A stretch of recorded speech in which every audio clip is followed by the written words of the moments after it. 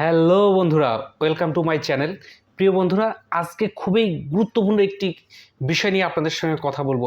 আমরা প্রায়ই ফেসবুকে কিন্তু বিভিন্ন ধরনের সমস্যার সম্মুখীন হই। অনেকেই আপনাকে বলবে যে ভাই, তোমাকে আমি দেখলাম যে তুমি ফেসবুকে অ্যাক্টিভ আছো, কিন্তু আমি তোমাকে মেসেঞ্জারে কল দিলাম, নক করলাম, তুমি তো আমাকে কোনো রেসপন্স করলে না। মানে আপনি একটা জরুরি কাজ করছেন, দেখা যায় যে আপনার কাজের সময় কিন্তু অনেকেই দেখে যে আপনার ফেসবুকে কিন্তু একটি চিহ্ন আছে, যদি একটি সবুজ চিহ্ন ডট থাকে তাহলে কিন্তু অনেকে মনে করে যে আপনি ফেসবুকে অ্যাক্টিভ আছেন। এখন অ্যাক্টিভ থাকলে কিন্তু অনেকেই আপনাকে মানে নক করবে, আর নক করবে, আপনি যদি উত্তর না দেন তাদের সঙ্গে একটি সম্পর্কের অবনতি হতে পারে। তো আপনি ফেসবুকে অ্যাক্টিভ থেকেও কিভাবে ইনঅ্যাক্টিভ দেখাবেন, অর্থাৎ অন্য কেউ বুঝবে না যে আপনি অ্যাক্টিভ আছেন, আজকে আপনাদেরকে সেই বিষয়টি দেখাবো। কথা না বলে চলে যাব মোবাইল স্ক্রিনে, শেষ পর্যন্ত দেখবেন ভিডিওটি, অবশ্যই আপনাদের ভালো লাগবে। ধন্যবাদ সবাইকে। তো বন্ধুরা, এই সুবিধাটি চালু করতে প্রথমে আমাদেরকে মোবাইলের ফেসবুক অ্যাপটি ওপেন করতে হবে।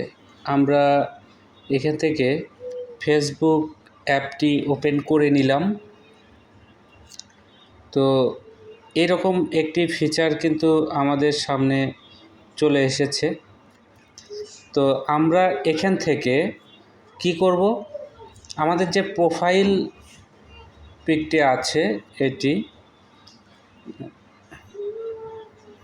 আমরা এটার উপরে একটি ক্লিক করে দিলাম। এই ক্লিক করে দিয়ে আমরা যদি একটু স্ক্রল করে আমরা নিচে যাই, তাহলে কিন্তু আমরা এখানে দেখতে পারবো সেটিংস অ্যান্ড প্রাইভেসি। আমরা এখানে একটি ক্লিক করে দিলাম। এখানে একটা ক্লিক করে দিলে এখানে আমরা দেখতে পাচ্ছি সেটিং নামের একটি অপশন। আচ্ছা, আমরা সেটিংয়ে একটি ক্লিক করে দিলাম।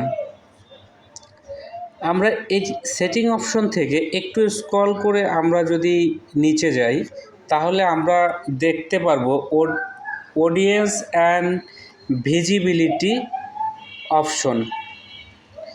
এখান থেকে আমরা অ্যাক্টিভ স্ট্যাটাস, এই অ্যাক্টিভ স্ট্যাটাস অপশনটিতে একটি ক্লিক করে দেব। এখানে দেখুন যে আমার কিন্তু show when you are active, অর্থাৎ আমার এখানে অ্যাক্টিভ দেখাচ্ছে।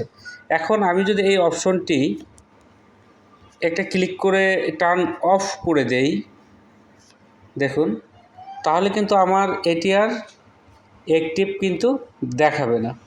তো এইভাবে আপনারা সক্রিয় থেকেও কিন্তু অন্যকে ইনঅ্যাক্টিভ দেখাতে পারবেন এবং সামান্য কিছু ঝুটঝামেলা এড়াতে পারবেন।